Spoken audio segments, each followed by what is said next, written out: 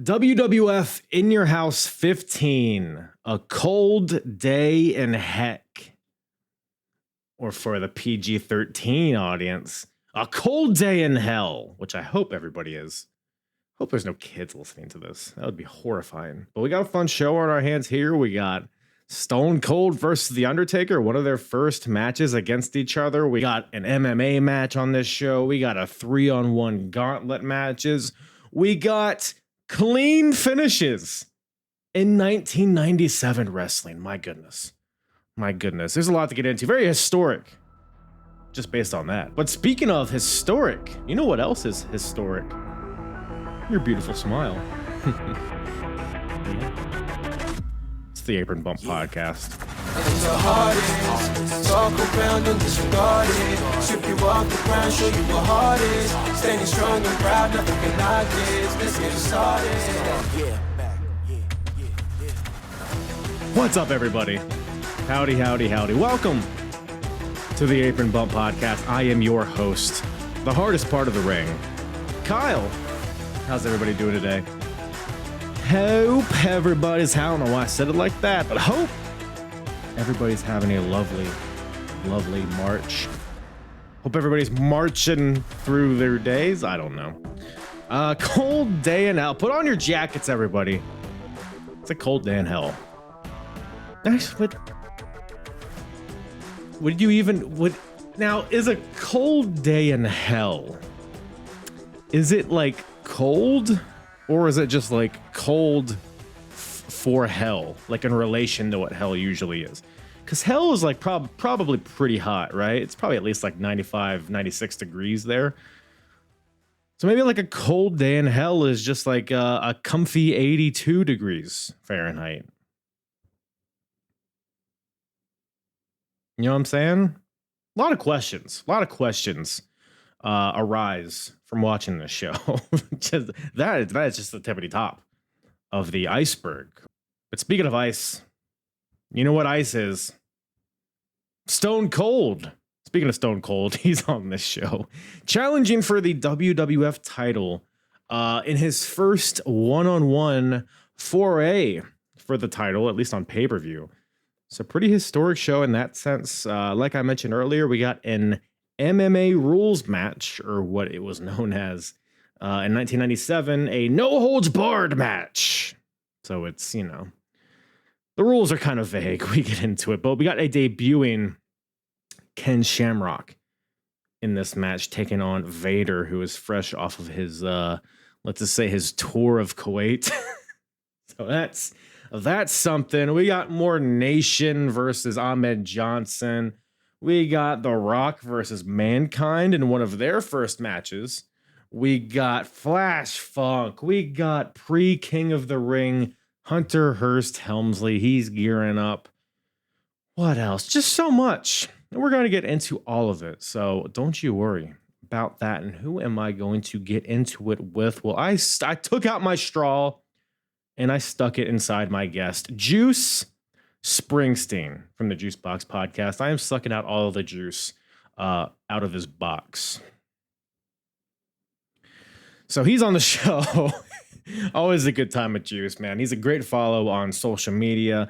Talks a lot WCW on the all X and all the other various socials you can find him in. I'll put that all in the description below. Also, check out his podcast, The Juice Box. Covers all of the major scuttlebutt and wrestling. He does a lot of stuff with Andrew Baydala. You may or may not see Around the Horn on X every now and again. So he does a lot of good stuff over there. He's an entertaining guy, smart guy, handsome guy. And but he likes Seinfeld instead of Friends. So he's not perfect. But he's good enough for this show. No, we have a good old time. Go follow him, subscribe. Like I said, all that stuff in the description below. Do the same for me at Apron Bump on all the social medias. Hey, if you like this type of episode, maybe you're coming in cold. Well, it's a cold day in hell, so everybody's cold in here. You know what I'm saying? But hey, if you like this type of episode, you like this era of wrestling, well, I cover it all, baby. From WWF, WCW, and ECW. I cover everything within this timeline chronologically. So if you want to check out all of those episodes, like I said, in a uniform, what's the word? What's another word for chronological? A linear timeline of all three of these promotions, seeing people jump back and forth, seeing different promotions evolve as a result of what other promotions are doing. It's a very fascinating time in wrestling. So now is as good a time as ever to make sure you're caught up on the Apron Bump Wrestling Wars of the 90s timeline. I'll put a link to that in the description below. It'll take you to my website where you can filter down to whatever episode, whatever promotion era you'd like to hear me chronologically gallivant along, whether it's TNA, Ring of Honor, Attitude Era, Ruthless. I cover a bunch of stuff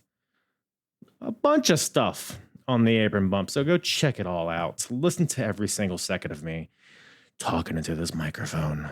But speaking of the Wrestling Wars of the 90s and those three promotions, make sure you stick around to the end of the podcast where the hardest promotion battle of 1997 continues, where we compare these three companies at this point in time. So where are we at? Like April, May? I don't fucking know.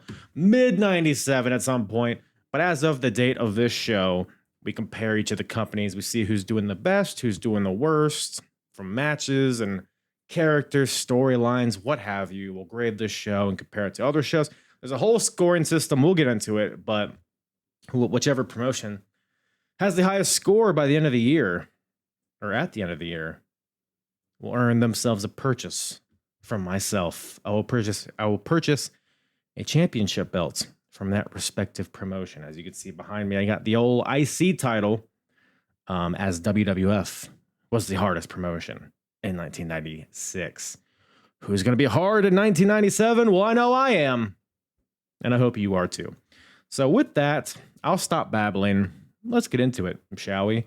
WWF In Your House 15. Cold Day in Hell. With myself and Juice Springsteen from the Juicebox Wrestling Podcast.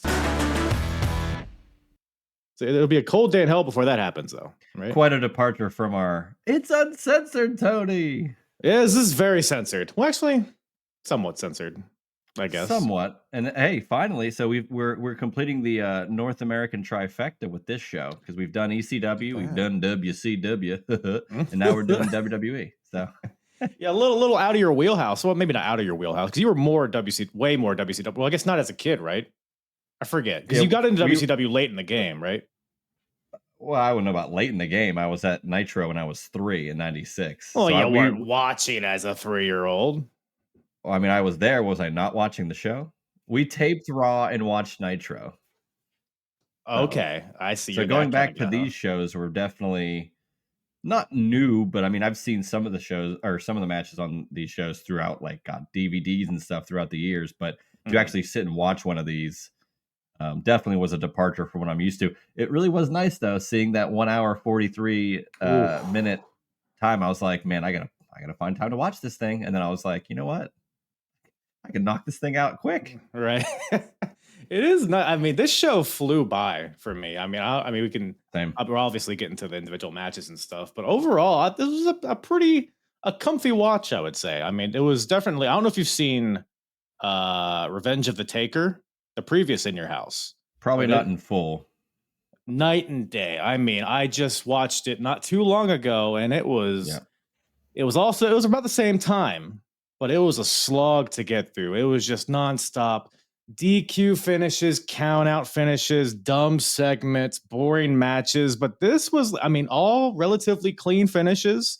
Just the pacing of it, the commentary was good. No Vince McMahon. The atmosphere. We did get Jerry Lawler, who, man, you wonder why. You know, people look back and go, I don't know how he even had a job when he was saying some of the stuff he was saying. So we'll be sure to tackle some of those quips later on. We all loved it at the time. Hell yeah, puppies. Well, he wasn't even at puppies yet. I think he was just... No, we were... Todd Pettengill was still in the show. We're still not yet in that Attitude Era because the screw job still hasn't happened. So we're getting there, though. Still very much a transition period, that's for sure. But I wanted to ask you, obviously, WCW is your thing. What is it... And maybe if anything on this show reflects it, what swayed you more towards WCW over WWF? It's funny you say that because, and it's maybe not the direct way I was going to discuss this, but to me, even just starting this show, I don't know, and maybe it's a negative to WCW this way, but I would say people have said this more often now with WWE because of how big it is, and Mhm. it just seems so much more polished and not really off the Yeah. cuff as much. Like nothing can possibly go wrong. We have a fix for everything. Meanwhile, we're watching WCW and like Dusty Rhodes is crying on commentary because of something so funny in the ring when it's like people getting hit with things. You got the You would commode normally lid. take it more serious. I don't know. It just never felt like as polished. That's the best way I could kind of describe it. Mhm. And I just grew up with WCW. Maybe that's just what it was. Like I've told people this. I grew up with Hulk Hogan as a bad guy. Like I grew up with Hollywood Right. Hogan and had to retroactively realize, oh, by the way, he also was the biggest star in the history of the company for WWE as a good guy. Like Yeah. I did it all reverse. So, coming into this show, I'm like, good main event. I'm sure it's going to be. I'm pretty sure I saw it before, but I didn't recall that finish. The finish was wonderful. Yes. And we'll talk about that. But some of these pieces here, I'm kind of equating where they used to be and where they were. I'm wearing a Vader shirt, so I was hyped to see Vader in a match. And they were throwing some potatoes. So I don't know. Definitely it seemed like a different presentation. Mhm. Even though this was their 2-hour quote budget show, we're almost to that Canadian Stampede SummerSlam 97 like Mhm. heightened. We are so close to that tipping point of boom, screw job, attitude era, Steve Austin wins, take over Mhm. the business. Like, but we're not there yet. So I mean, all products in North America are killing it at this moment in time in '97. yeah. So it's definitely it's a fun time in wrestling, if nothing else. But yeah, I would agree. WWF, the more polished, and I noted the video package in the beginning because I've been watching all these shows, Oh, as you know, I love chronologically, those. I and love this these is intro like packages. one of the first, not the first one, but it's very early on, like opening video package because it was for the longest time. It's like Vince McMahon voiceover. You got this guy and this guy, and in the main event, you got this. It's kind of like what WCW is, and it's really like this Undertaker, Stone Cold, like blending their different themes and like all in one video package. It really made me feel hyped for the main event. Absolutely. A match that I had never seen. So it set the tone well. And I feel like that's a very underrated element of these shows is that that presentation in the beginning. And So that's what I have to start it off. I said that nothing tops the intro videos from this era. I can't remember if I don't know what show it is, but I can remember one being like starting off with, life isn't fair. And it's like, it isn't fair, like that this happened and this happened. And it seems like it was, and they really progressed throughout the years, making them more dramatic. I remember the one like where I think might have been Austin and McMahon. It might have been leading up to St. Valentine's Day Massacre or something, but like it would be something, and then you'd hear Vince be like, something, something Austin. And like they would right. keep replaying that clip, like just to drive it home. Like if you don't recognize those two are going to be in a match tonight. Like, Oh, dude, but the yeah. voiceover guy is, I don't know. I just love this presentation. It made it more serious. Yes. Yes. It made it feel So, like, I don't know, just like a fun show was ahead, and it certainly was. well, cold day in hell.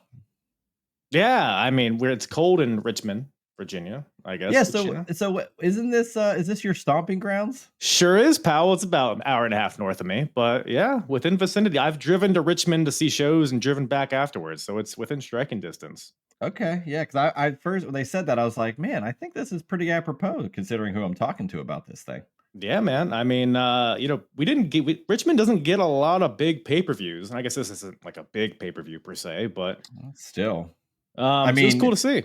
on this show, and it's nuts to think about it because at the time it wasn't as big, although the main event was. But you got Austin Yeah. versus Taker, you got The Rock versus Mankind. There's a lot of things that are huge Like, in hindsight on it's this show. crazy that some of these matches happened, in retrospect. So looking Even like forward the to it. debut of Ken Shamrock. I mean, you just got a lot of I know. foreshadowing all over this show. Which also represented in the opening match. We got a Hunter Hearst Helmsley with China taking on Yep. Flash Funk. I prefer Too Cold Scorpio. Yeah, dude. I don't. Flash. It's it's a great guy, great, his gimmick wasn't even his gimmicks was just like dancing before, but now they like in WCW and ECW, and now it's just let's make that the gimmick is that he is Classic a Vince. dancing guy. Yeah, when he didn't really need that, and his athleticism should have been the gimmick. Is he supposed to be like a spaceman? Like the boots, the big gray boots. You see the amount of pyro he got? Yeah, I was stunned. I was like, "What the hell's going on? This is not WrestleMania. This is the opening match at an in your house show." I mean, But hey, a random match too. I mean, it's not like this is a feud that had been built up. It's just let's get a couple guys, set the tone here. I mean, it was a good match. Like, I mean, it's not gonna blow anybody's tits off, but it was a perfect opening match. Not too long. They didn't do too much, but they kept the pace up. Some entertaining spot. I mean, Flash Funk, Too Cold Scorpio. He's so fun to, especially in this era. He sticks out like a sore thumb in terms of the athleticism that he shows out. And Triple H, a fun little era of Triple H where he's still like really hungry and he's still. yeah. Well, he's a month away from winning King of the Ring. I was gonna ask, do you think? Because like I said, this is a pretty random match here. Do we think maybe this is all kind of a precursor? Let's set the tone. Let's build this guy up for a King of the Ring run. I mean, if Flash Funk's equity at this stage of 97 was enough to where a victory over him would launch you into the conversation, but you have to remember, and this is just hindsight knowing, he was Triple H was supposed to win in 96. Yes. So he got punished. So for all we know, it was all right next year. As long as you're healthy, as long as things line up, you'll get it next year. So yeah. Well, I mean, who knows if that's what they really wanted to do? But you said blow the tits off. Well, there were no Funkettes, so that there weren't any fun. That's why he lost. No Funkettes. Yeah, Lawler said that they aren't as dumb as they look because they didn't want to interfere with China. So that was the first of many degrading quips from Jerry Lawler on this show. But I don't know what you're gonna get. We so I put WWF shows seem more polished, but there's less ad-libbing on the commentary. Like again, seems like everything's kind of fed, and only if there's a joke that the other person's not expecting. Because JR and Lawler are great. Then that's when they kind of play with that commentary. So I enjoyed that for sure. And the only other comment JR said to Lawler, "Can you speak French? I can barely speak English." You're not wrong, Jim. You're not wrong. You're very early because Vince is he's slowly fading out of commentary. So this is a rare show where he's not on commentary. Yeah. And one of the first shows where it's just JR and King. So that was a nice. They're still building the chemistry, but you can tell it's there even early days. Yeah. And new WWE Hall of Famer Triple H is in this match, so he's getting inducted for this particular run, not as DX run because DX hasn't happened yet. So it's not Hunter Hearst Helmsley going in the Hall of Fame. True, and it's not Jean-Paul Levesque, so he could be in 4 or 5 times. Jean-Paul, you think Jean-Paul? You think JPL is going to get a Hall of Fame slot at some point? I mean, he could make it happen if he wants. He could. If anything, I'd like to see them tackle that in an action figure, though, because they do crazier characters. Why not? Oh yeah. Why not tap into that? I'd buy it. Terra Rising, perhaps. That might be too niche, but Jean-Paul Levesque had a match at Starrcade, so he sure did. That was against Alex Wright, wasn't it? Yeah, Das Wunderkind. Man, what a time! What a time. No, another character like Too Cold Scorpio. All these guys were in WCW at one point, like Vader too, like a lot of these guys, and they just go to WWF and more than likely see a lot of success. Yeah. Well, Flash Funk is debatable, but outlier, yeah. Still early in his run, but yeah, Triple H looks really good in this match. I mean, he just is, normal, nothing crazy from Trips here, but everything felt so like there's so much intent behind it. I almost compared, not to bring WCW back into it, but he reminds me. I see some similarities between Triple H here and DDP in '96, where it's like you can tell there's something there. Like there's a hunger.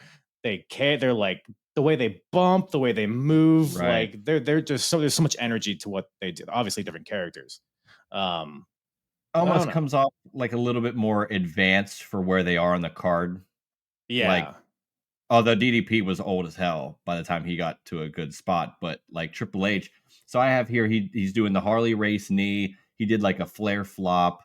Like he's doing things that you might not give to a guy that's opening the show, but he's, I think, well ahead of where he's placed on the card. And again, you see that the next month he wins King of the Ring and everything's changed. So I kind of agree with you in that realm. They kept bringing up the dojo for Flash Funk, I think, like the New Japan dojo, I believe. Oh yeah, was he in the dojo? Yeah, I guess he was. Lawler said it's for the rookies or wannabes. Like, let's just keep degrading everything. Women, companies, whatever it takes. He's still like freshly off of his like wrestling run, and so he's like, I think he's like stuck in like, I have to be a heel to like put down my opponent rather than be a commentator and build him up. It's like he doesn't know where to put his energy. I'm not sure if this is, man, we're like right in the middle of, I don't think he goes to ECW yet, does he? That's WrestlePalooza. No. I don't know. I think that's a little later in 97 because that's when it's like turned up to 11. It's like a few weeks after this. So we're like out there. Okay. Yeah. Because they've done the ECW invasion and stuff already. So there's already like, working together. So it's bound to happen at some point soon. So they had they show the 5 seats for the Hart Foundation getting ready to come out. And there was like, they show the one shot and there's a guy and his kid that are like walking right near there. And Lawler's like, get that guy out of there. He's not allowed to sit there. And then he said that McMahon was very cheap, which I felt was a very unique. Have they acknowledged that Vince was the owner yet? In passing, they have. Yeah. Okay. Because like you said, he's still kind of on commentary. He wasn't on this show, but again, it's a quote unquote lesser show. But I felt like, man, let's take a jab at. Although he might have been in the ear of Lawler saying, "Hey, rip on me." I don't know. Could have been, yeah. I mean, he's definitely not the character yet, but they've definitely like had promos where people like acknowledge it. I don't know if it was Paul Heyman that broke that open when they had like their debate or whatever, or it was him and King. But I think he made references and stuff. I don't know. I feel like Shawn Michaels might have said something like that. Yeah, like the Boss Man or something, like alluding to it. Something along those lines, yeah. But yeah, they show the Hart seats, which I don't know. They work there. Can't they just like come out into just watch it from the ringside? Maybe I don't know. Yeah, that was discussed the other day. With like wrestlers being at the modern day. Was it the Rumble or something? And I think friend of my show, Justin LeBar, who's on Busted Open, he was like, I don't like it unless they show that they bought a seat.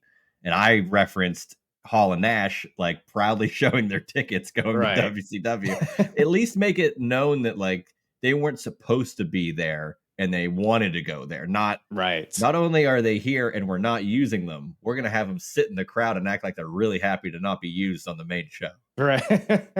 So just happen to be sitting all in the same spot in the corner. Yep. But yeah, there's a good match here. Flash and Trips. Like I said, Flash, he's doing a bunch of wacky like spinning leg drops and dives to the outside, and his comeback's fun. He has like he boots Triple H out of the air, goes for the moonsault off the top rope, but Triple H crotches him. And the way the crowd responded, you could tell they like wanted to see it, which is a testament to, I guess, the pace they set in this match. But then Triple H follows that up with the pedigree, gets the 1, 2, 3, and beats old Scorpio. But that being said, I feel like the biggest star coming out of this was probably China. No, you wouldn't know it by hearing Lawler. So I have a few more quips.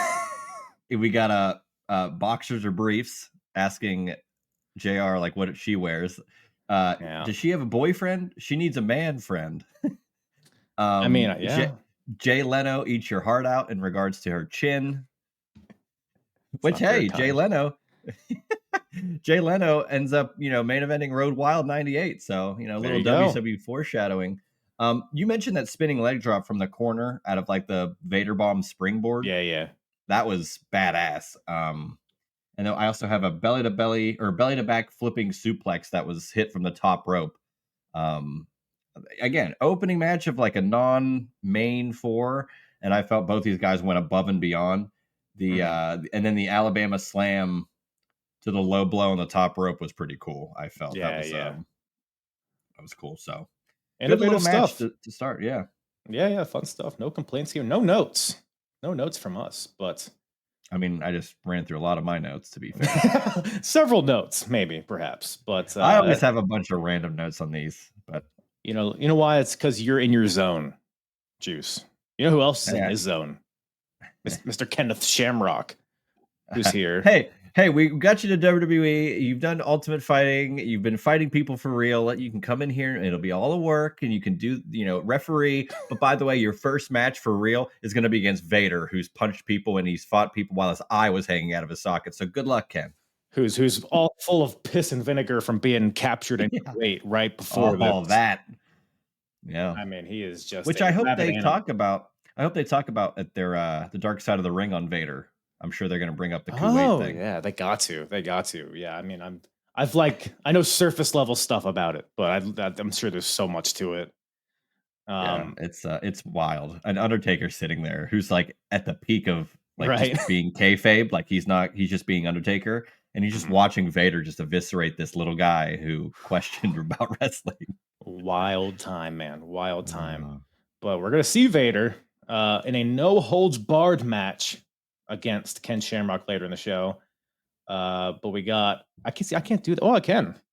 You can. You're doing it right there. Like the finger is trails having away. A tough time with that. That's brutal. It's gets in the way of a lot of things. It's time. But Ken Shamrock's here. Yep. And they show some footage of him in UFC, and then JR interviews him. And so I guess Ken was attacked by Vader and Mankind earlier tonight in his locker room. And JR asks, hey, is that going to have any adverse effect on your match? Well, like, probably, Jim. I mean, he's, that would do it, I would think. But Ken's in his zone. So apparently this has no effect on the Rock of Sham. So, which again, as a WCW guy, Vader and Mankind working together after they tried to kill each other 4 years prior. Love that. Well, that was Cactus Jack. That's a completely different person. Well, yeah, I know. You're being silly. I know. I don't know what I'm talking about. Kayfabe only, brother. Speaking of Hoozle, we got Mankind in this next match taking on Rocky Maivia. Man, just seeing this is crazy and what it would become. I think this is their first match against each other. I could be wrong.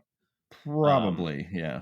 Very early on, if anything else, but another just good match. I mean, I didn't know what to expect. We're still early Rock and Mankind, Mankind's good, but it's like, is a Rocky Maivia match going to grab me by the cockles? And I think it did a little bit. It was a pretty quick match, but I think they made the most of it.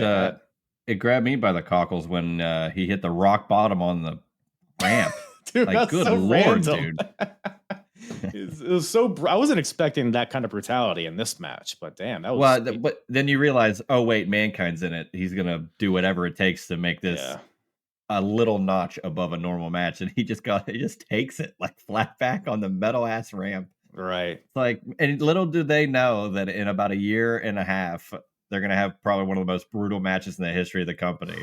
Just really set the tone here, man. Yeah, I think Mick said on his podcast one time, I forget what exactly he said, but he's like, nobody did, because he was like, he always had great showings at In Your Houses. So he was like, nobody did the best when it mattered the least, kind of thing, which is pretty accurate. I mean, because he's fresh off of that awesome match with Taker at the previous In Your House. And then the In Your House match with Shawn. Yes. Of course. I mean, and then you remember, even his best matches were at Royal Rumbles. They never really happened at WrestleMania. Right. Even him getting through the Hell in a Cell, the second time was at No Way Out, and then the big one was at King of the Ring. Like nothing ever happened at WrestleMania. That's kind of interesting. No. But yeah, so just for context, Rock, he just lost his Intercontinental title to Owen Hart a few weeks before this, and I guess the story here is that did Rock peak too soon because he debuted. Well, like 6 months before this, won the IC title pretty quick. They're running like this sophomore jinx thing on Raw where it's like in the magazines, like, is this the sophomore jinx? Which I feel like you got to be in your second year, not the second calendar year, but that's the whole thing. I put that in the same category as it seemed like Marcus Alexander Bagwell was Rookie of the Year in WCW for like 3 years in a row, like 91, 92, 93. This young upstart, I'm like, he's been there for 3 years. It's all a mindset there, Jucifer. But yes, and Mankind just lost the WWF title match to Taker, like I mentioned. Paul Bearer, got a fireball to the face, so he's just a rabid animal without him, or a wandering animal, whatever. But then the match gets underway. Again, another pretty random match. Not a lot of story between these two guys per se, but fun match. Rock bottom on the ramp was brutal, like we mentioned. We get JR's classic. Oh, well, people say they learn how to fall, which he made a habit of saying this. I've never heard anybody say, "Oh, they know how to fall." At least True, not in the but were you context ever of like on metal ramps and stuff. but were you ever watching wrestling with people that were like kind of, oh, they know how to fall? What do we? Come on, you Maybe, know? maybe in the Because I time, yeah. because I think that because I had the same note. Wrestlers know how to fall was like a quote that did he not use that at either Hell in a Cell, or I want to say like one of the no, TLC 2. He says it when Jeff Hardy gets speared by Edge in the middle of the ring from the Oh hanging yeah, off the belt. So like, you don't learn how to fall. Like, like how ridiculous I think that he said it in Hell in a is. Cell also with when he What the big one. that would make sense. I mean, But if yeah, he's I took that same thing away. Like, unless you're watching it with people that are kind of like not buying it, yeah, of course we know they don't know how to fall, but man, he seemed to fall a lot. So maybe he did actually know how to do it. I think he You was just just okay got to with take it. falling. Yeah, you just you know what? If I get hurt, it is what it is. The fact that this man is still just walking around, he might be walking with a hunch, but the fact that he's walking at all Yeah, at this point is crazy. and he Insane. lost a lot of weight, I think, recently too. Yeah.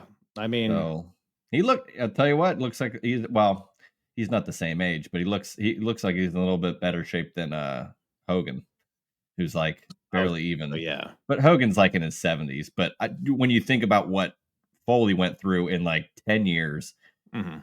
probably a lot more damaging than what Hogan did his entire life, outside of hitting the leg drop, which probably ruined his tailbone forever. Yeah. I was thinking, like, what would be worse? Doing a leg drop, Ooh. but doing it every single night at least once, or For taking a for what, couple huge 25 bumps. years? Yeah. A couple And couple there's of like huge bumps. a We could few, probably name so many a just off handful. the top of our head that are like, if you take one of those, I always say that when I watch like football with some people, I'm like, if like Yeah. you see one big hit, I'm like, that would be I'd retire immediately after getting hit one Oh, time like that. a car Let crash every alone play. It's let insane. alone me thrown off of the top of the Hell in a Cell and then coming back in the same match to then get rethrown. But they know how to fall. So like, That's right. And the ring's a trampoline. Come on. yeah, exactly. Have you ever been in a ring before? One time but I didn't get to take a bump or anything, but it was to take Oh, a photo with Kurt Angle, which is pretty cool. oh yeah. You should take a bump one day. It is. I would love to. You Sign me up. I expected like a firm mattress almost, maybe like a little more firm than that. But it is just To to be fair, I was just at a indie show this past weekend, and where the ring was in this venue really was just standing room only, so people were up near the ring anyway. And I also watched them take the ring down, so it was kind of interesting because I felt it before, and then I saw what it was after, and it felt firm-ish, but all it was the Mhm. boards, but then it was maybe this much of padding above it. Even so, I'm not sure I'm signing up to just get flung off of it over and over and over and over again. You get callous to it after a while. I mean, I trained for a few months, so I mean, I'm not, the expert or by any means, but it's the first bump I took, it was like, oh, this is just like a carpeted floor that I'm like just falling on my back on. It was just, Mm, and to see true. mankind out here just taking headers into steel barricades and Yeah, rock bottoms on steel ramps. It's just, God bless this guy. God bless us. He's you're right. deranged though, as commentary often says. Um, Yeah, he is deranged. But Rocky hits a shoulder breaker, which was his finisher, but he hits it. Doesn't go for the pin though. He wants to add a little razzle dazzle to this. Goes to the top rope, cross body. Mankind rolls through it right into the mandible claw, which is pretty slick. I liked how This they got into that. this would have been the best finish of the night had the main event not occurred. Yes, yes. And wrestling in 97, you don't get a lot of just good finishes, like No, it's seamless always finishes. Yeah. DQ, run in, ref bump. Apron bump. I like that. I like what you're doing there. But yeah, Mandible Claw gets the submission. Mankind gets the win over Rocky. And Rocky's sophomore jinx continues. I wonder how he's going to pull his way out of this. I mean, there's no possible way that he can recover from this. So. You know, he should probably just focus on maybe doing some other things, like, you know, maybe doing movies down the line. Good looking guy. I'm sure he's got some movie stuff, maybe some B-level movies, though. No blockbusters. Right. Right. Yeah. Maybe like what's a movie from 97? Titanic. Tommy Boy, maybe. That was 95. Tommy Boy 2. Make him the new Chris Farley. Sign him Slim up. guy in a big coat. But yeah, so Rock loses, Mankind wins. Good stuff. Yep. Any other nuggets for that one? Not really. And then even for this next match, I didn't have too much, to be honest with you, other than, well, we'll talk about it, but you know. Yeah, honestly, not it's a lot like of notes for this middle part of the show, to be honest with you. Yeah, this part of the show, it's just like, oh, it's fine. It's good stuff. Not a lot of stuff to rag on. Nothing that'll like no huge story beats or anything. Until this third match, we got a 3-on-1 gauntlet match. Ahmed Johnson versus the Nation of Domination. So this was set up at the previous In Your House. The challenge was made by Farouk. He says, if Ahmed could beat 3 of us in a gauntlet match, I'll disband the nation. So Ahmed, of course, willing to accept because he's a big dumb idiot. So Ahmed comes out. Do you know what he would have sounded like had he wanted to accept that? Tell me. I can't do it. No, you can do it good, Ahmed, Joe. I'm going to beat them. Nation domination. That's pretty good. You're not sweaty enough, though, is the thing. I'm not sweaty enough. I'm not jacked. I don't have the tights right up my ass. Well, let me, you know, let me speak. You brought up the tights. We got to, man, you want to talk? I want that's crazy. The fact that the knee pads are not on his knee and they're like on his thigh. Well, the fact that he has 4 knee pads and none of them are on his knee. They're basically pants. What was I'm trying to get in the mind of Ahmed Johnson when he's developing this aesthetic, or is it for function? Maybe. I'm trying to not get hurt, but I want to look like I'm just prepared for the match. But his knees are exposed, which is the most prone for injury. No. Maybe I don't know. Well, maybe a torn quad, something like that. Are knee pads gonna prevent a torn quad? You see how thick they are?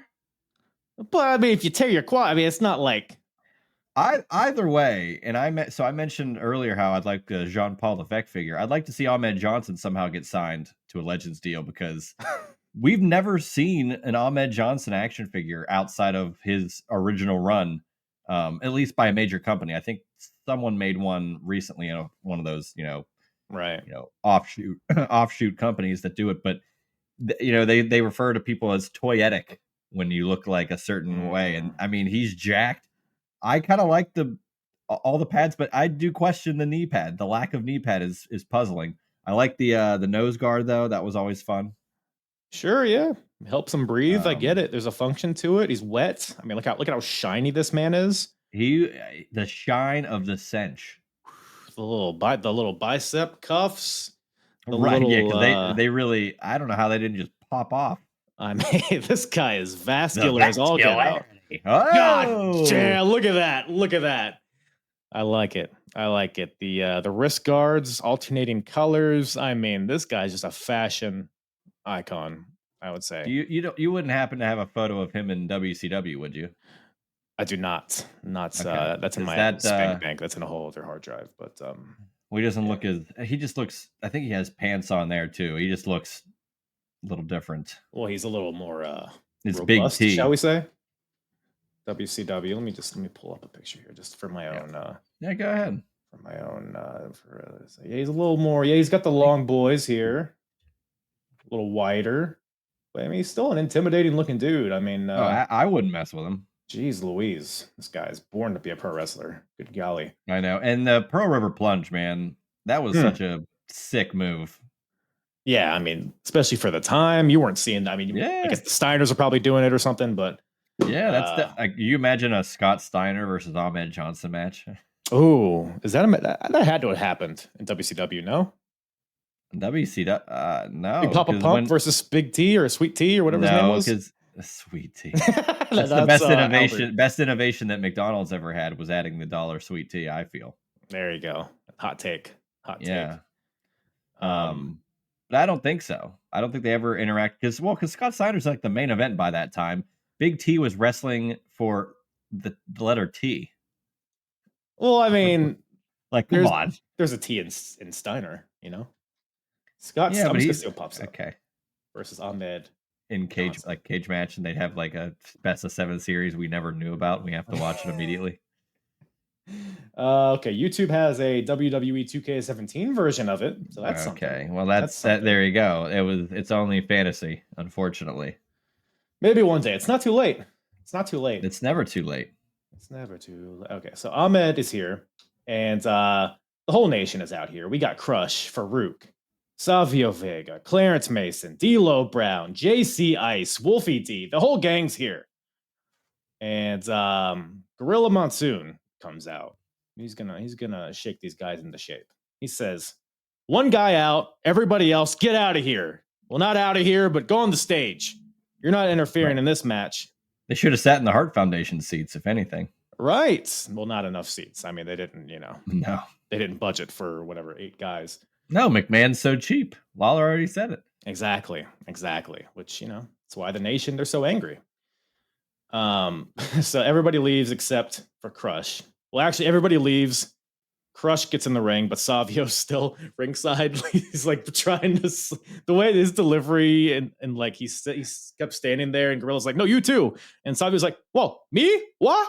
And then he leaves, which is just man. Cool. Savio Vega should be in the WWE Hall of Fame. Is he not? I guess he's not, huh? Of all the people that have gone in, and it's no disparaging to those people, but Savio Vega is really someone that I think deserves it, if anybody's going to deserve it. And not for Quang, but maybe Quang. Well, Quang deserves his own slot in the Hall of Fame. He deserves his own wing. The Quang wing. The Quang. That's a lot of fun. We have a lot of fun here. So the match gets underway. Ahmed versus Crush, which, seeing those two on paper, bar is in the dirt. But on pay-per-view. Well, Crush is here, by the way. Yeah. Super kick to Ahmed, which caught me off guard. Yeah, Almost it was hit interesting to see him. The wind knocked him over, I think. But I like the attempt. Pile driver from Crush. He's like controlling the match. He's got Ahmed down for the count. But he looks at the nation. He's like, "All right, guys, come on, come here." Which, maybe not the smartest guy, Mr. Crush. No. That's why he was number 1 in this match. Disposable. Yeah, first line of defense. Because, what does he want to get? Was he want to get DQ'd right off the bat? Like, well, they deployed that for the next fall. So, yeah, man, maybe that's why the nation did not come as a response to Crush's wave. They're not respecting what Crush wants them to do. So they remain on the stage. Crush goes for the heart punch onto Ahmed, but Ahmed counters it into a pretty nice looking spin kick. Yeah, and gets the 1, 2, 3. So I mean, I kind of like this little portion of the match. What's your favorite version of Crush? This version, or Kona Crush, or Evil Crush, or Demolition Crush? He's Chronic, right? He's in Chronic. Chronic. I get him. So it's like Brian. What's Crush's name? Brian Adams, or is that Adam Bomb? No, that's damn. One of them's Brian Adams. One of them's Brian Clark. I don't know. Because there's Brian Adams, Brian Clark, and Brian Lee, and I always get those 3. They're all just tall guys. Yeah, Brian with long Lee hair. Also. Yeah, have you covered the show with Brian Lee going off the scaffold? I think I was on the TV. It wasn't on a pay-per-view, so I didn't specifically cover that match. But damn. Yes. Okay. That was like the only. I would always see like Extreme Warfare Volume 1, and all I remember was them showing that clip of him just like getting punched, and then falling through all the tables. Like, what the hell is this? Undertaker was going crazy in ECW, man. Let me tell Oh you. man. But So Crush, favorite era of Crush. Yeah. Crush. I mean, I haven't seen too much of Kona Crush.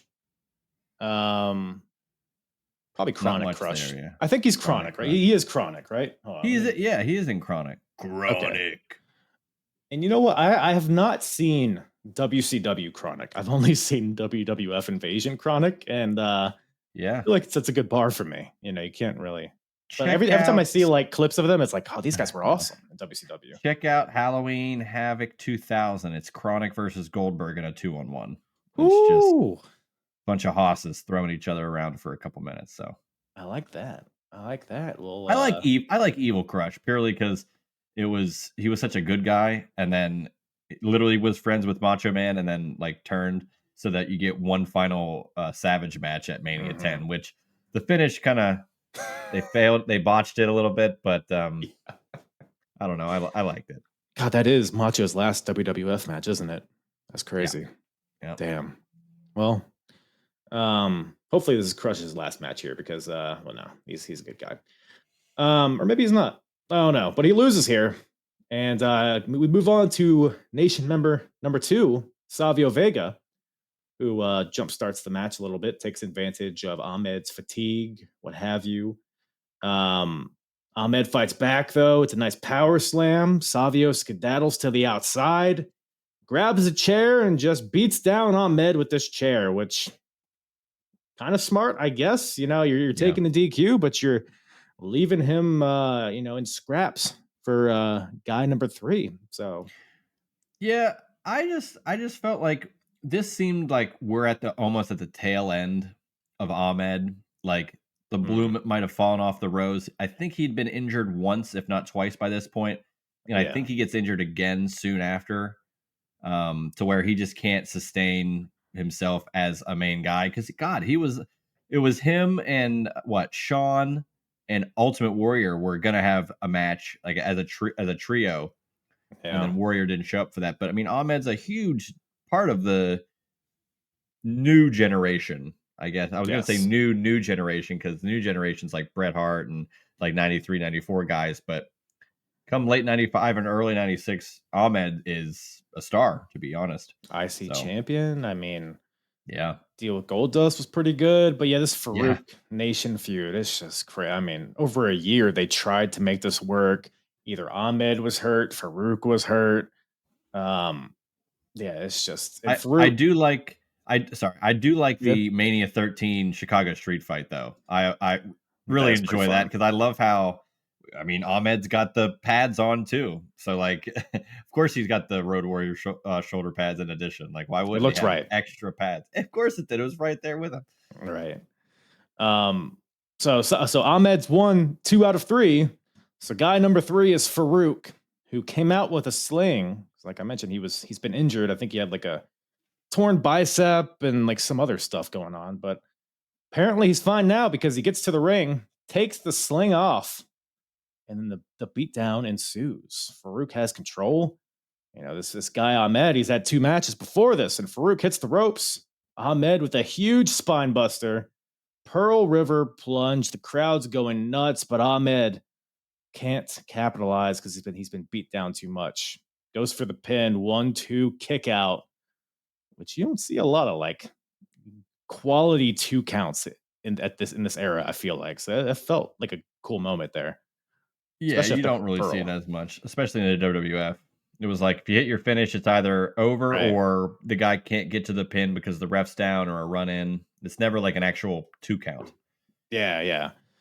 So a lot of momentum on Ahmed's side here, but then Farouk with a chop block, former football player, so that's right in his arsenal, and then the Dominator and the 1-2-3. So Farouk, and therefore the Nation wins, which I was kind of so I had never seen the show. I didn't know like who won this match because I know the Nation becomes a very different nation soon. So I was like, okay, maybe the Nation loses here, and then Farouk gets rid of everybody, and then just creates a new nation with Mark Henry, and I know D'Lo's here, but so I was kind of surprised when Farouk got the win here, especially pinning Ahmed Johnson's a pretty big deal still at this point. So Yeah, they wanted to know. get Ahmed like, a couple wins, make sure he's somewhat still strong because he's fighting three guys for God's sake, but he still Yeah. can't get the win ultimately. So yeah, like I Pretty said, nice. it seemed like Bloom was off the rose, like they were about to just kind of eventually cut ties. I think I want to say he's in the 98 Rumble, and that's like it.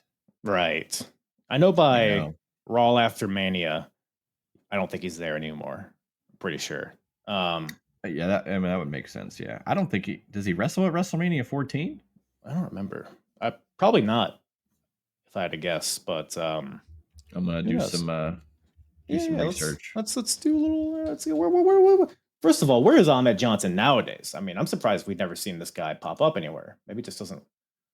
Yeah, I don't. Yeah, I don't know. I mean, again, he signed a some sort of deal to get an action figure made. Let's see. Survivor Series. Yeah, he's at Royal Rumble 98, and then at No Way Out of Texas, the first No Way Out, he is a part of a 8-man tag. He's with 8-Ball, Chains, Ken Shamrock, and Skull versus The Rock, Mark Henry, Kama Mustafa, Farouk, and D'Lo. Actually, a 10-person tag. But that's it. He's not at Mania.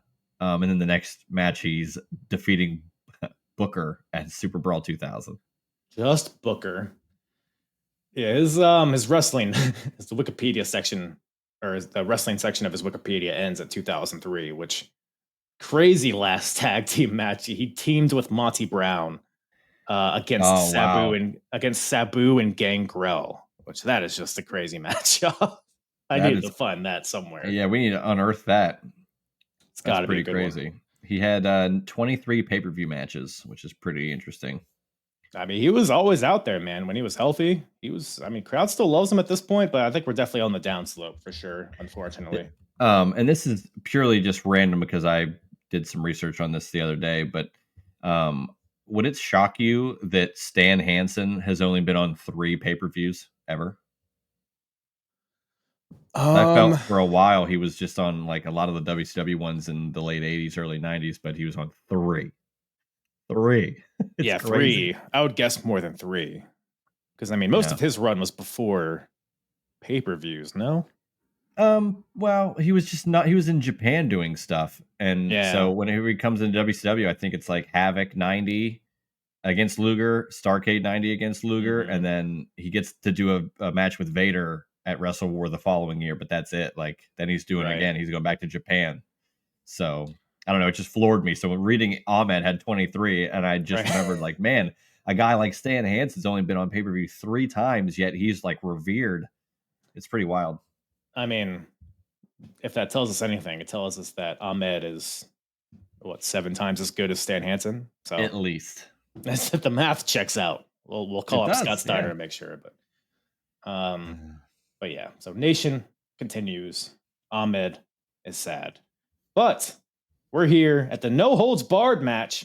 Oh yeah, Vader, Ken Shamrock. I guess the terminology of mixed martial arts hasn't really like manifested yet. I don't even know if in UFC they call it that at this point or not. I think it's just like ultimate fighting.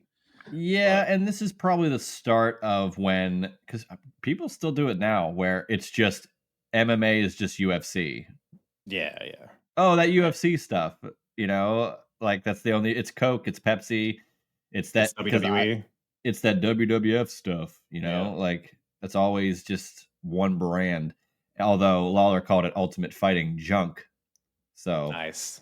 Again, let's just shred everything.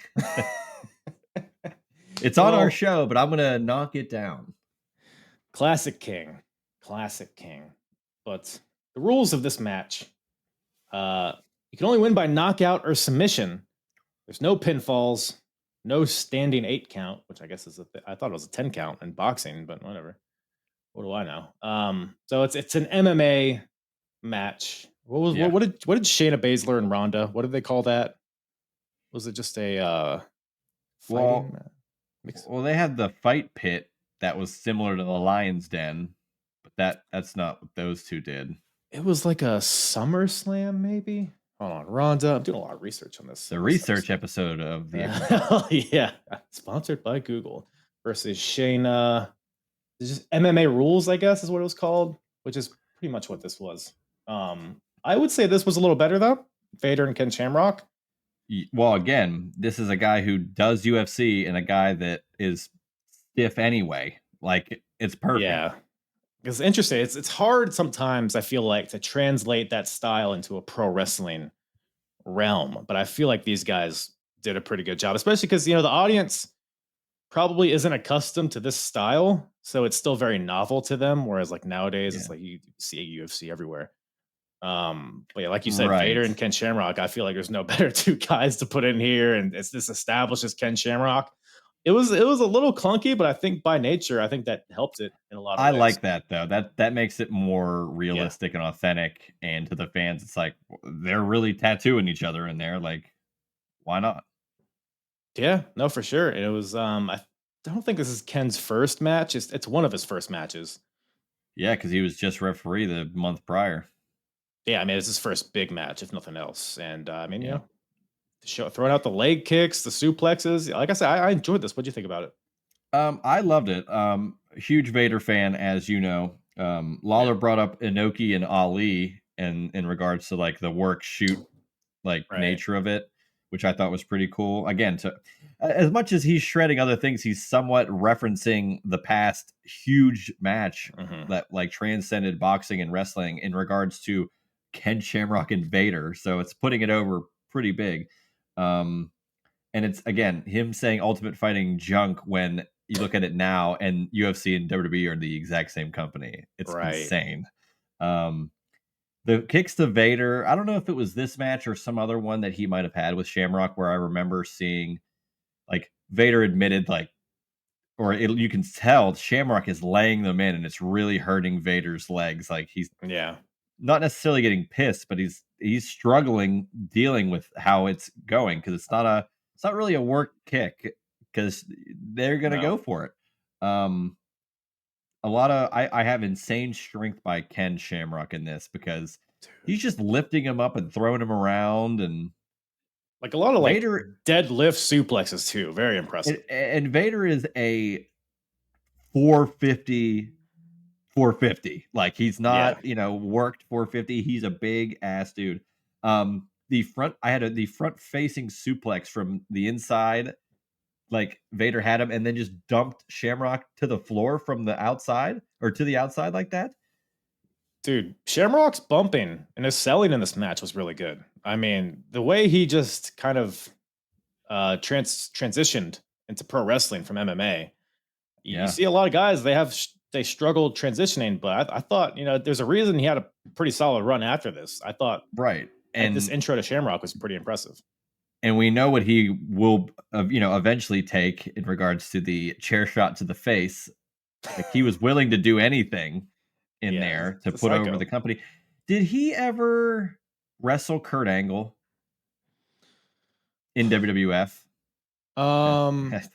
Let's go to the Google machine. I bet you. I don't know if they ever did that on TV. I bet you they did that somewhere else. It was like the timing. Angle comes in Survivor Series '99, and Shamrock had to have been just out, probably going back to UFC by then, because I remember him being huge in the last 03, 04, 05 in UFC. So they might have missed each other there, because I felt that'd have been. You talked about transitioning into pro wrestling. Kurt Angle was that too. Yeah, he went from like the number one guy shoot wrestling into one of the greatest pro wrestlers ever, and it was so natural. And this is not the same, but I kind of liken that to a Logan Paul, where like if you're just athletic, it doesn't necessarily work. But if you can do it and it's in you, but you've never done it, then you kind of find out maybe I am really good at this. You never know who's really good at pro wrestling. Yeah, like the in between stuff. Like anybody can learn how to do a move, but like to work the crowd, to pace a match, selling. Yeah, I mean, knowing where the hard cam is. Damn it. But yeah, so there's one portion of this match that I want to get your thoughts on. So I think Shamrock has Vader in like a triangle choke. Vader tries to power out, but they just like kind of crumble to the floor. And I couldn't tell which one of them said it, but somebody said, fuck, sorry. Was that Ken? Or is it Vader? Doesn't strike me as the guy that would say sorry. No, you say that, but I'm Vader.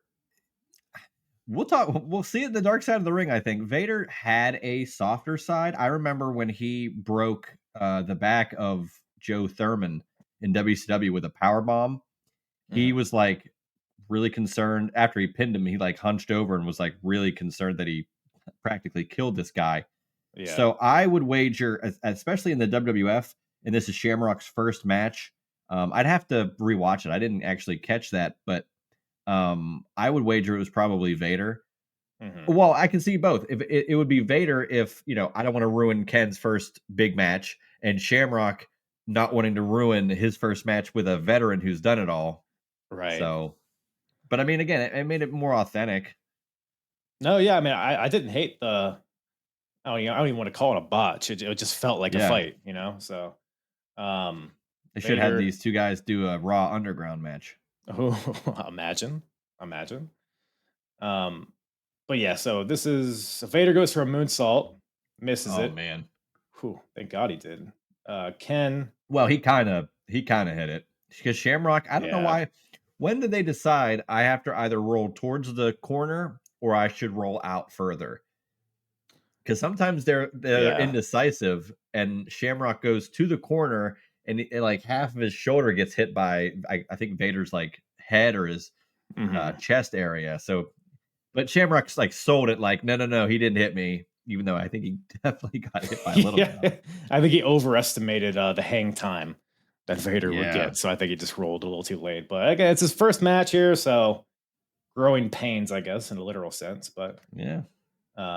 But after that, Ken, who's still on his back, picks the ankle of Vader, grabs the ankle lock, and Vader taps out, which tapping out, by the way, this might be the first tap out like ever. Because for the longest time, it's just like, oh, the guy gets put in the submission and they submit like the Lex Luger fucking rack, and they always got him in the rack and they just ring the bell. Like, oh, he's probably done.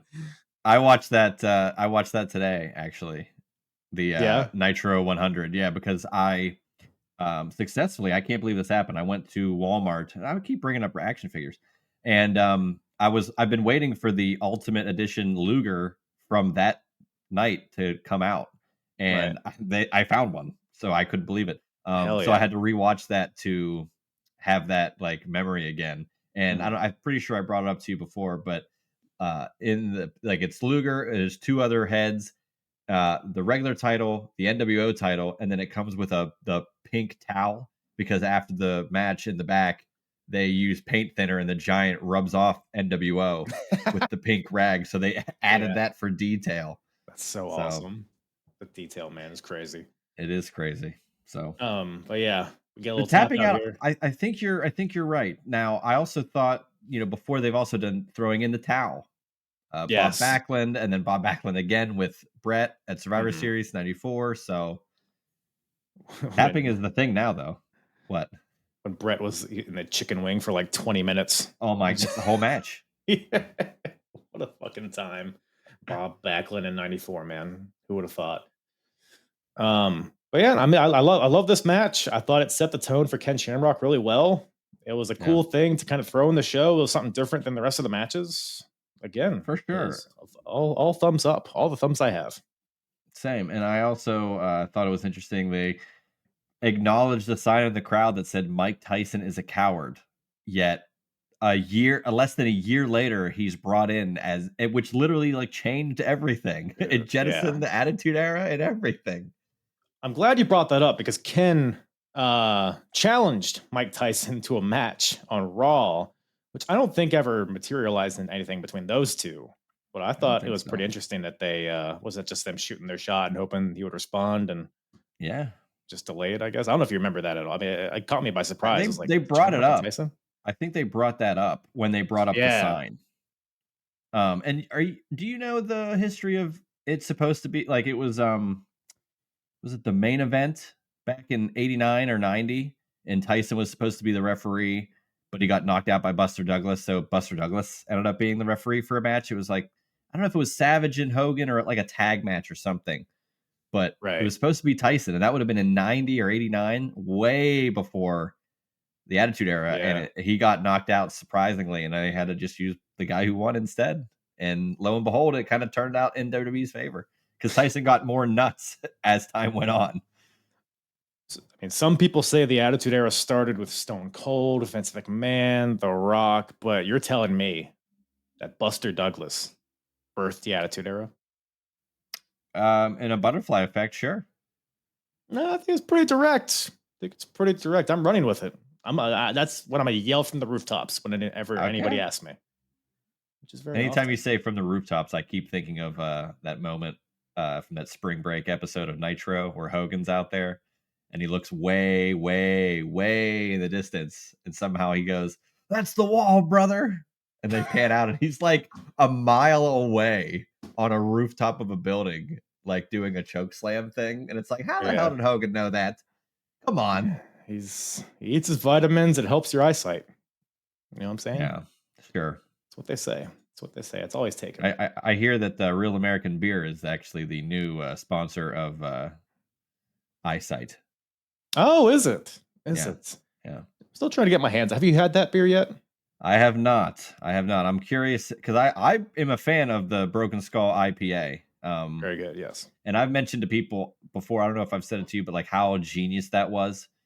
Like sometimes the easiest, like the layup option is the best. Like Steve Austin having his own beer is like genius. Yep. So he did it. Like Undertaker has a wine, which I have as well. I've not tried it yet. I don't think I've tried. Oh, and then I know you love Terramana.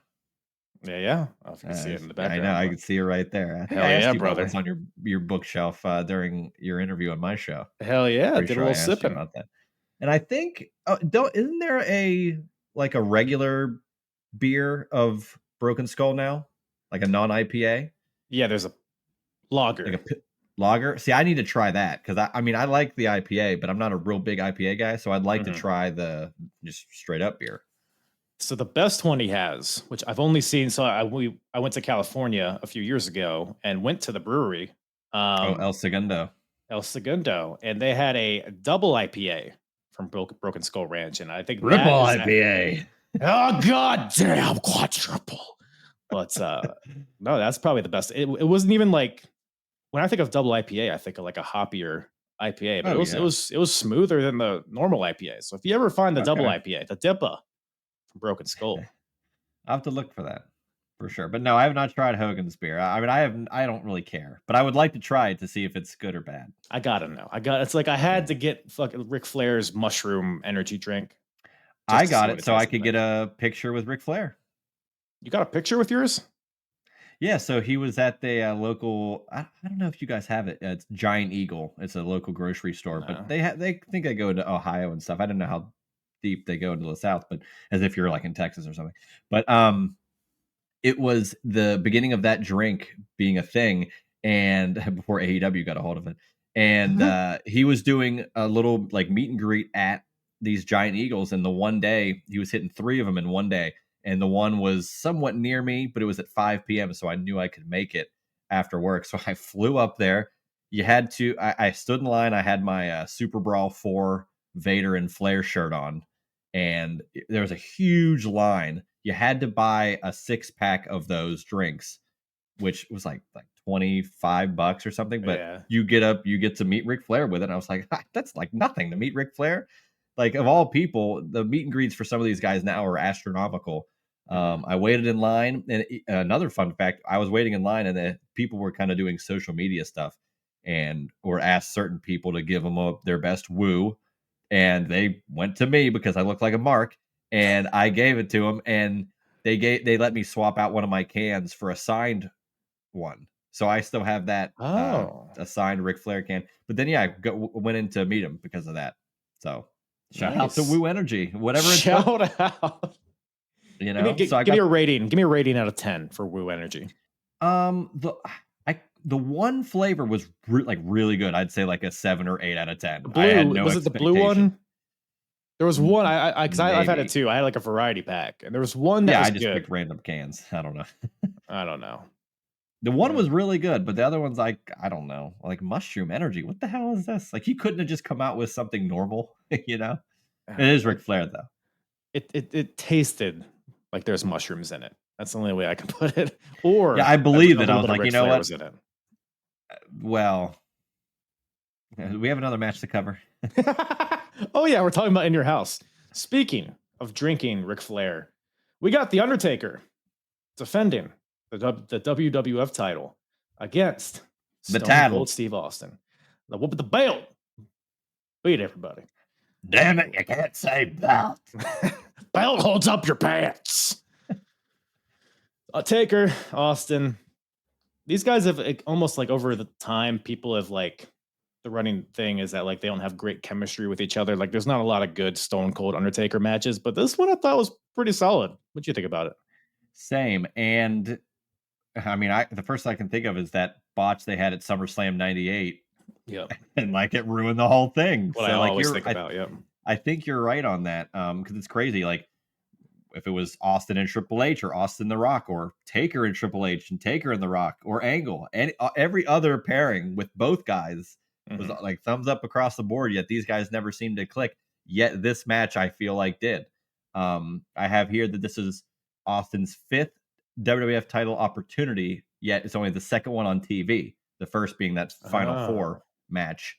He had 3 on random international shows against Shawn and Sid, I believe. I did my research before the show on that. Look at that. So, but this is, he's an ascending star. Did you think the theme music sounded weird without a pop? It was just like it was like a weird sounding glass break. It didn't sound like the normal one. It sounded like lame. and like a year later, it's like the biggest thing ever. It's like if you threw like a glass window on some grass. It's like, it's or like had it laying on grass, and then you just like broke it on there instead of just having it break naturally. But I don't know. The crowd was into it, especially when the Hart Foundation showed up. I really enjoyed that. It sucked that, like God, 4 out of the 5 guys there are all gone. Like crazy, dude. Like, and Brett, the guy who's in the wheelchair, is still alive. Like the one that's portrayed as the weakest is the guy that's still around. Insane. And it's like pretty soon after that, like within like 5 years, 3 of them are gone. It's just Anvil lasted the longest, which is crazy. Who would have bet on that? But this is 2 months away from Canadian Stampede, where this is at the highest point for all those guys. Owen being brought over the railing by Austin only for Taker to throw it back. Like Owen being that guy. I don't know who I was trying to equate who he would be today. And the only thing I could come up with, and maybe this is blasphemy, is Dom Mysterio. Like a guy that is he's hated, but you love him because you grew up with Dom, being in the custody of Dominic Ladder match, but now he's a mega heel. Yet everybody probably has a soft spot for him for real. And Owen was like the same thing, although I think a lot of that might have come after he passed, which is unfortunate. But him being just like the guy that, let's throw him around, and he's the guy out of all the guys there, he's the guy that they picked on. So I thought that was great.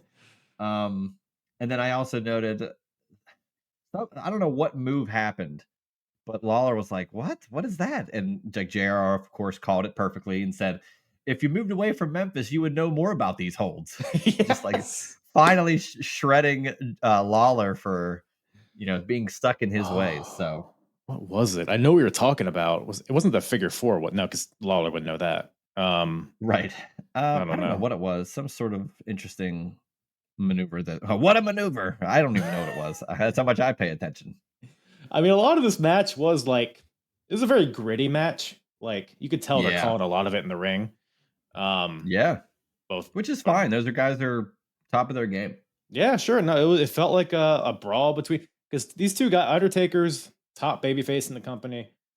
Austin is like still kind of in between, but he's definitely leaning towards babyface. He's so close. They there was like a sign that said like Austin for president, and Lawler was like, "Can you imagine him running the country?" He's red hot, yeah.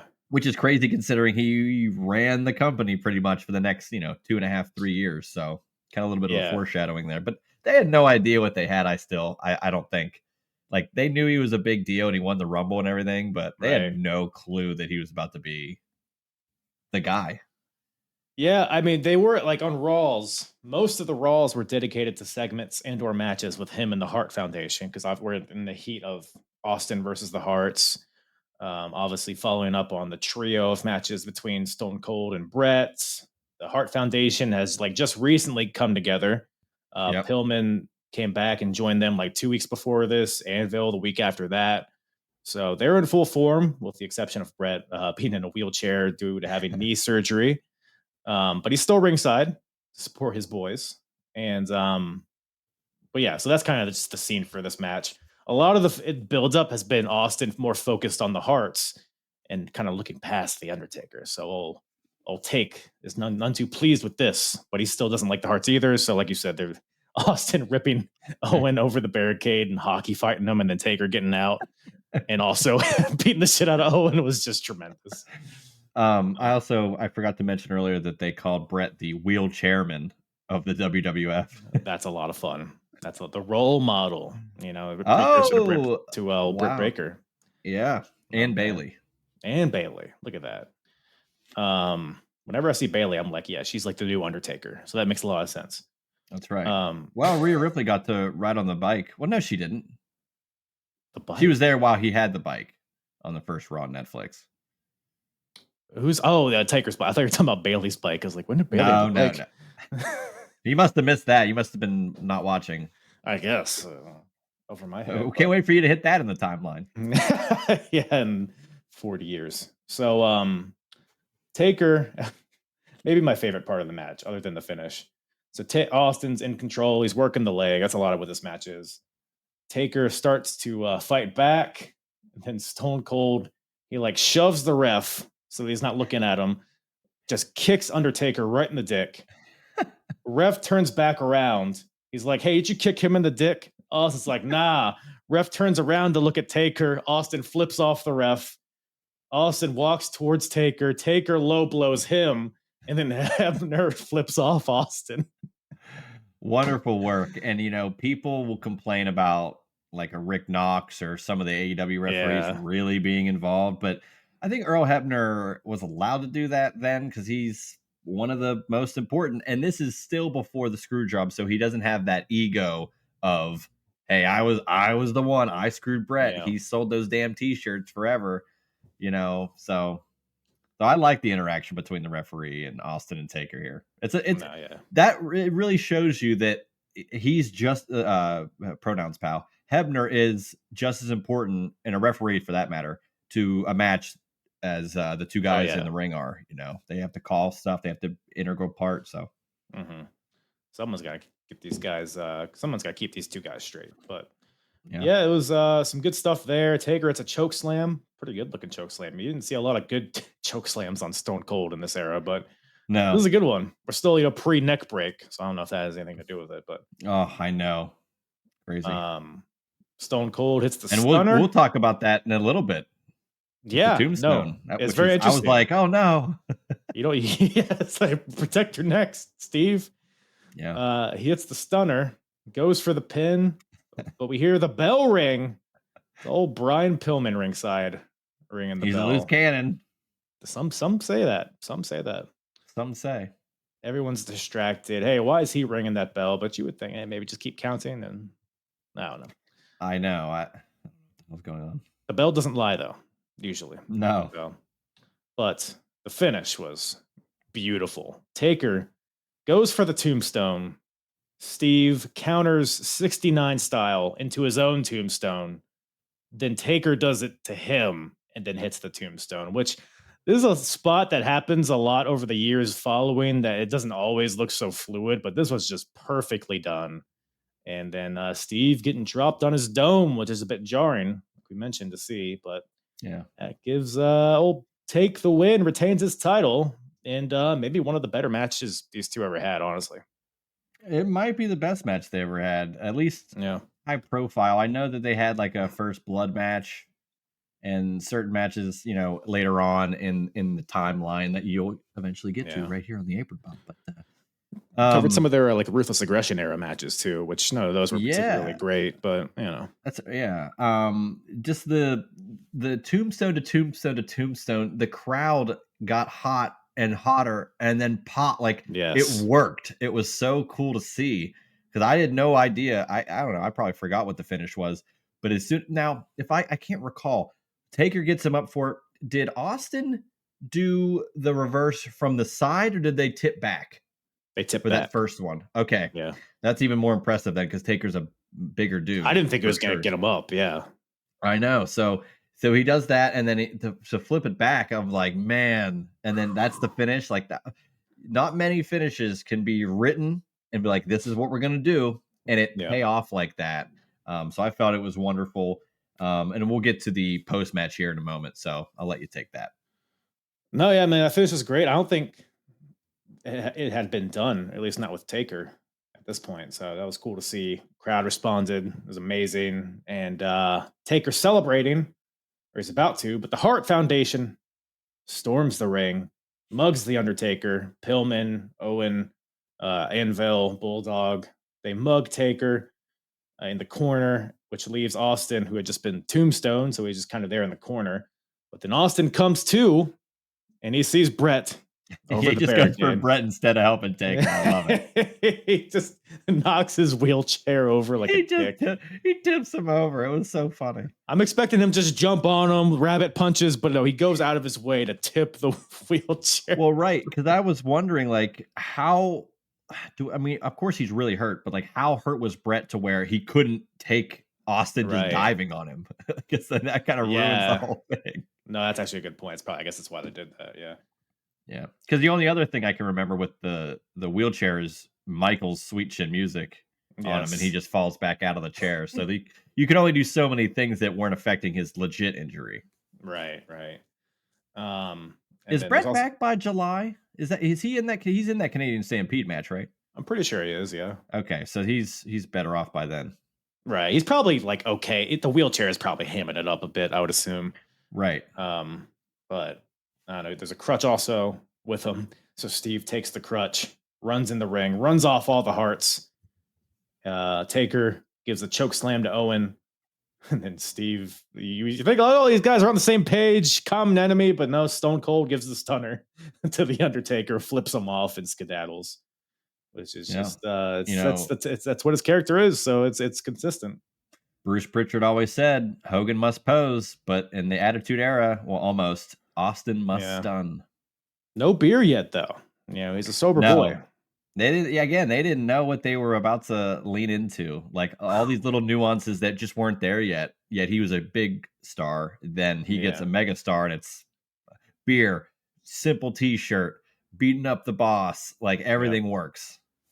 Almost there, man. Almost. But on just the way that the show ended, because there's a lot of shows in this era where it's like, oh, it's a DQ, dusty finish, and then it kind of just fades away. But the way the match finish was satisfying, then the angle after, you have stunner to Taker, flips him off, runs away, chases the hearts away, but then Taker sits up, and you can hear the crowd like go nuts when Taker sits up. Taker and storms to the back. No, I don't think they did. I would assume he sat up. Like that was a WW camera cut there. Yeah, exactly. Let's miss all the important stuff, but we can hear the crowd, so you can infer.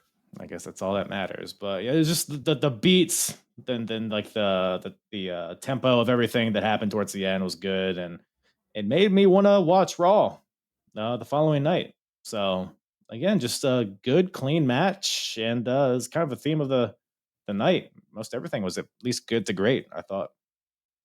Yeah, I felt the show opened strong. I felt the middle was good, but it wasn't anything super spectacular. And then it closes out with, and it was cool to see the, Rock and Mankind 2 years before their real big rivalry. Even though even in '98 they're pretty big stars. They're just not, Survivor Series '98 is when it all kind of changes for both those guys. Right. But then the final two matches were, hard hitting Shamrock and Vader. I wouldn't have wanted anybody to have Shamrock's first match than a guy that was already as close to MMA as you could get. He had those gloves that were kind of ahead of its time, It's Vader time. It's time. And I wanted to bring that up, like, as much as people kind of, especially with the discourse of how none of the Royal Rumble themes mattered this past week because of Def Rebel. I loved Vader's music because you knew exactly who it was. He said it, and they're playing off something that was only a phrase before. Now it's like a catchphrase. Right. It's the beginning of the song. We know it's Vader time. It's so I was cool to see those two guys. And then, like we've been talking about, Taker and Austin having this match where sure they might have had higher profile matches later, but sometimes the early ones are the ones that you want to hold on to because they might not get better than this. So I love to end the show. I agree. And I'm starting to think this title run from Undertaker is like severely underrated because previous month, I would argue the best match with Mankind that he ever had as well. So he's on a pretty good run. He has a match with Brett at SummerSlam, which I don't remember a lot about that. I know the finish, but I don't remember. I know the finish, but I don't remember a lot about the match itself. The whole match, it's just the whole thing is probably one of the best overall booked matches and finishes that they've done ever. So you're in for a treat. Yeah, because people kind of take a dump on his run because it was over. It was over. Big pay-per-view to big pay-per-view, Mania to SummerSlam, which is interesting. So yeah, maybe it was underrated. I'm starting to think so. But speaking of ratings, what would you rate this show on a scale of 0 to 100? And for context, if this helps, this is what I've graded the show so far this year. Just to give you a little baseline. Look at that. Look at that uncensored. No, sold out 97. I could have told you just without looking at this, I could have told you that was going to be the lowest score. But it's nice seeing 81, 78, 70. WCW's killing it. And then look at that ECW first actual pay-per-view being so damn good. Yeah. And I would say this is definitely a rebound from Revenge of the Taker. So yes.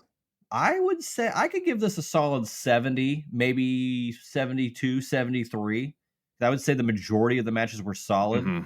I only had an issue with like the lull of the Ahmed match, but they were just trying to advance that story yet keep Ahmed hot. But I don't know. I didn't really add as much as I feel like they would have wanted it to. But every other part I was pretty intrigued with, and even the opening match was a really damn good match. And it's cooler to rate it based on hindsight, knowing where people will go. So I would have rated it higher had these guys been fully formed, in a couple years. Yeah, for sure. Where they're at now, it was good for the time, but they weren't really there yet. But, it's still pretty solid rating to me. Yeah, I think 70, maybe mid 70s at the highest. Definitely a stark rebound from Revenge of the Taker for sure. So maybe they heard some criticisms, or maybe it's just how the cards fell. But they heard your ratings. They did. This kid that is 4 years old, he's gonna have a podcast one day. And they're like, "What's a podcast?" And they're like, "Mind your damn business." What's the internet? They just keep asking different questions. But speaking of juice, internet juice. If your internet is working, your modem has a lot of juice. Speaking of juice. Yeah. Juice Springsteen. Glad to have you once again. Always a good time with you, man. Appreciate you checking out the show, coming on, talking about it. Where can everybody sip from the juice box? Everybody can throw their straw into the juice box every Friday. At least every Friday. Sometimes I got more episodes. Who really knows? I've been doing some Thursday night things with Andrew Baydala, and then I put them out on the feed anyway. So who knows what you'll get audio from me. But at least one episode a week. Talk everything current. Like to go back. Like doing interviews as I've done here with the Apron Bump. Kyle doing a great job giving me all the insights on what's on that beautiful bookshelf back there and why cats are awesome and some of the other stuff. I can't really recall what we. Me neither. I listened to it when it came out. I forgot all about it, so I need to listen to it again. Everything is evergreen on the juice box, so everybody should go listen. That's the only thing I can really benefit to say that like is different from with my podcast and some others. Although yours is also evergreen because it's in a timeline series, so I think evergreen stuff works, and that's why I like interviewing people in regards to their life instead of what they're currently doing. Although I'm not adverse to that, but and follow me on Twitter at Juicy Steen. Hell yeah. Well, it's time. It's time to end. I can almost do it. It's like was it Star Wars, Star Trek? Star Trek, yeah. He does this. Live long and prosper. That's AEW. Double scissor. That. Can you do you know what I'm talking about whenever I refer to Vince McMahon doing his middle finger and why it was bizarre compared to everybody else doing it? Wasn't it just like really long? But he'd have like all his fingers to be up still while he did it. Like it wasn't like this. It was like, look at it. I can't even do it. My hands are gonna like fall off. I can't do it. But it was always weird how I can recall him being like wheeled away at Mania 22 after his street fight with Shawn, flipping him off, but like all his knuckles are still up. Like he just does it a weird way. I don't know. That's the worst thing about Vince McMahon is his middle finger. That's what you always say. Oh yeah, I'm sure that's the worst. Does nothing else with that finger. Once again, thank you to Juicy J for joining me on this episode. Always a good old time with Juice. Go check out the Juice Box wherever you listen to podcasts, as well as YouTube and all that stuff. Follow all of his shenanigans on all the socials. All of that is in the description. Go check him out. Go check me out. Hey, you know what time it is? Vita Tam. No, it's time to hit that jingle, Bartholomew. WCW, ECW, WWF. Who's the hardest promotion? Eric or Vince or Paulie? I think we can agree, though. Heck, Myers is the shit. Alrighty then. The hardest promotion battle of 1997 continues. WWF versus WCW versus ECW. The current score: WCW is in the lead with 34 points. ECW in second with 20 points. And WWF bringing up the rear with 4 points. Where do these points come from, hardest part of the ring? I know you all are yelling at your radios. Well, let me tell you. First of all, if you're watching on YouTube, I'm sharing my screen right now. You can walk along with me visually. But if you're listening in audio land, I'll also walk you through it here. So we're looking at the overall scoreboard here. But first things first, we got to grade this show because it feeds into the overall scoreboard. So we're going to grade In Your House 15 from a scale of 0 to 100, grade school style. So what are we thinking here? 0 to 100. So we talked about it a little bit at the end of the episode here. We were thinking like low 70s, maybe mid 70s. I think that's the ballpark that we're working in, right? Which, stark contrast from WrestleMania, from In Your House 14, which was an abysmal show, almost the worst show of the year. But now we're back into one of the best, I would say. Not the best, but it's up there. I'm thinking 70. So WrestleMania's got a 73. I don't know if I'd put this up. I don't think it's better than WrestleMania 13. I'm thinking maybe like 71, perhaps. CyberSlam's got a 70. Final Four is a 60. Was that kind of harsh on Final Four? I guess most of the show was kind of shitty, huh? I think 71's pretty fair. We'll go 71 for In Your House 15. So we refresh this. Bang, bang, boom. So now the question is, which promotion has the highest average score for their shows? WWF, pretty good performance here, but still in last in terms of average score. So as of right now, ECW just barely has the highest average score with a 72.67. WCW with a 72.0. So ECW maintains these 15 points for having the highest average score. Best TV product among these companies. Currently, we are tracking WCW as the best. I'm inclined to agree still. WWF, because keep in mind, we're off the heels off of recapping a WWF show, so that's really what's going to be driving any of these changes. Raw is still like anything with Brett and Shawn and Stone Cold is good from Raw. Everything else is pretty much a throwaway at best. It's getting a little better. It was terrible at the beginning of the year. It's trending upwards, but I think Nitro is still overall probably the best weekly stuff from any of these companies. ECW is fine, but it's kind of in a weird spot. It's mainly a highlight show, but with some good promos and stuff. But yeah, overall, I think WCW still maintains these 15 points for having the best TV. Best in-ring product. Best in-ring. So we're talking bell to bell here. We are tracking WCW as the best. Listen, WWF, I mean, they had some good stuff on this show. I think WCW might still edge them out a bit just because I think they have more. I feel like they have more breadth, you know, because they have the cruiserweights, they have your traditional wrestling, they have the tag team stuff, they have a little hardcore in there, they got like the Glacier and Mortis stuff. I think it's more of a robust buffet of stuff, and most of it's at least good. Whereas WWF, it's like you got some really good stuff, but then you got some really bad stuff, and there's honestly not a lot of like stylistic diversification on WWF. So, and ECW is kind of in a weird spot right now. It's whatever. It's ECW, but I wouldn't put it as the best. I'm going to leave WCW as the best in ring at this point in time. So they maintain those 10 points. Best out of ring. So we're talking promos, characters, storylines, what have you. Just overall, best out of ring stuff. We're tracking WCW as the best. Yeah, I mean, I don't see any reason to change it. Look, the Hart Foundation, that stuff is all good. Stone Cold is really breaking out as a character. That's great. Outside of that, though, man, there's just not a lot. Like I said, similar to the in-ring. It's very top heavy, not very spread out.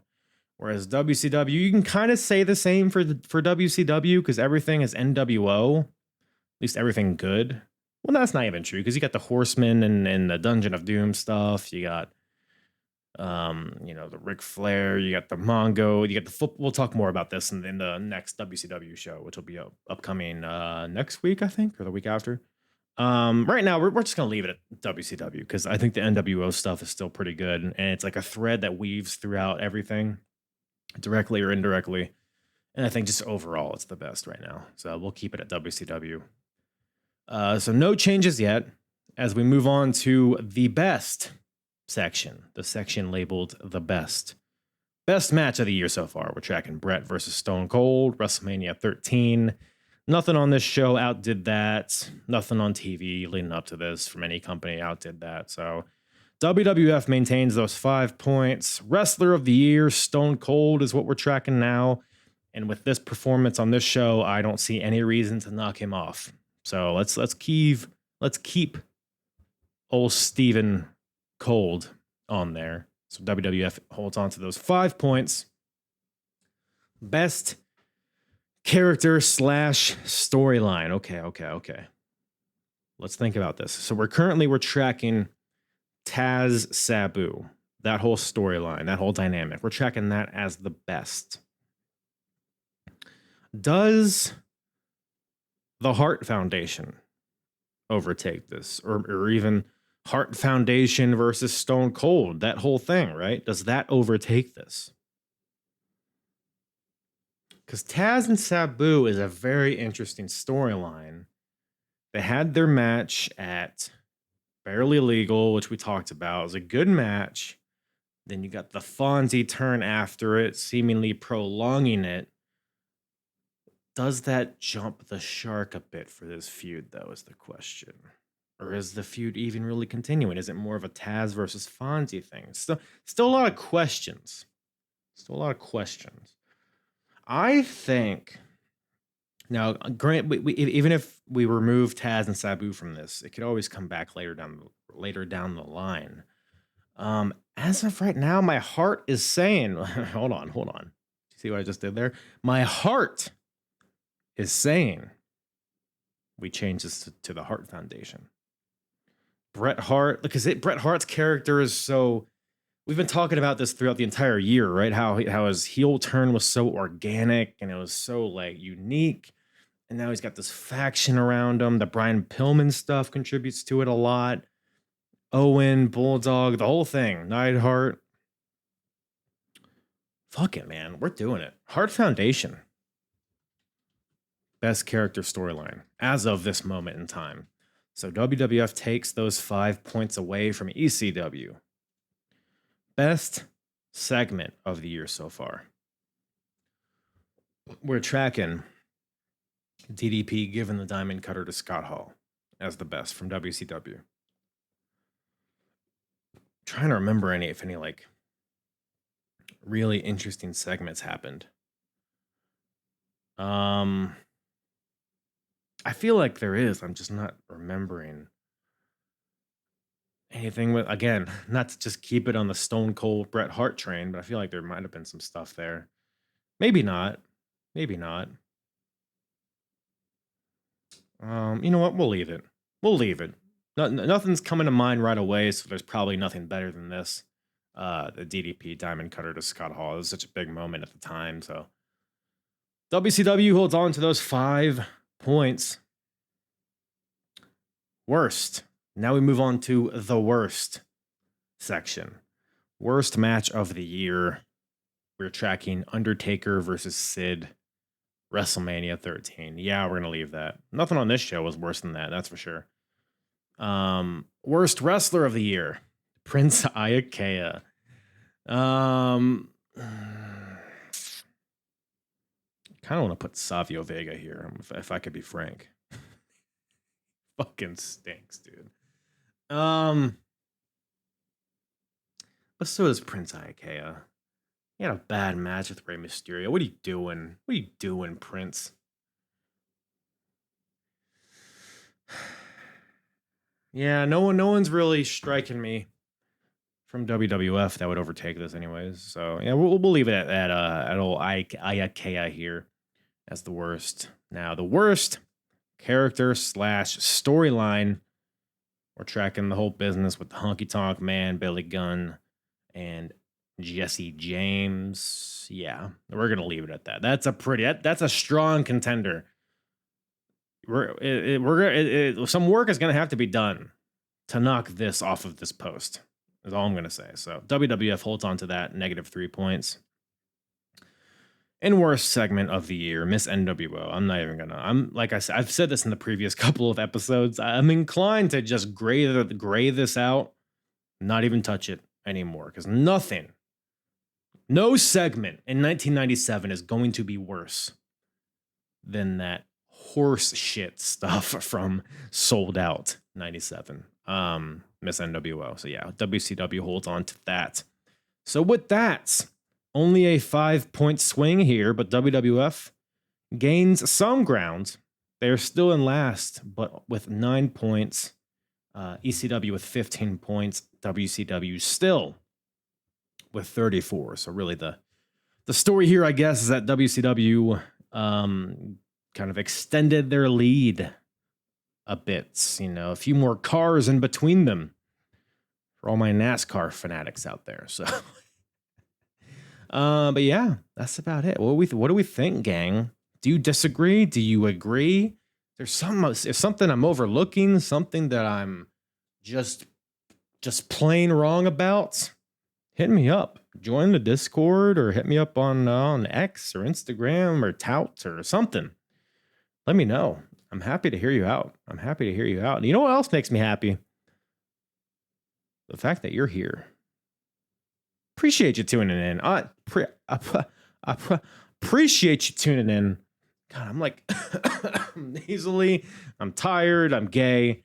It's all crumbling, but we're here at the finish line. So that's all that matters. Appreciate you guys tuning in. As always, genuinely appreciate the support. Appreciate everybody watching, listening, tasting, all that stuff. And with that, that's about all Daddy has for you guys today. Y'all have a blessed day or evening or dusk even. If you're listening to this in the morning, go fuck yourself, I guess. I don't know. Hey! I'm hard. Yeah. It's the hardest. Talk around and disregard it. Strip you off the ground, show you what heart is. Standing strong and proud, nothing can knock it. Let's get it started. It's the hardest. Talk around and disregard it. Strip you off the ground, show you what heart is. Standing strong and proud, nothing can knock it. Let's get it started.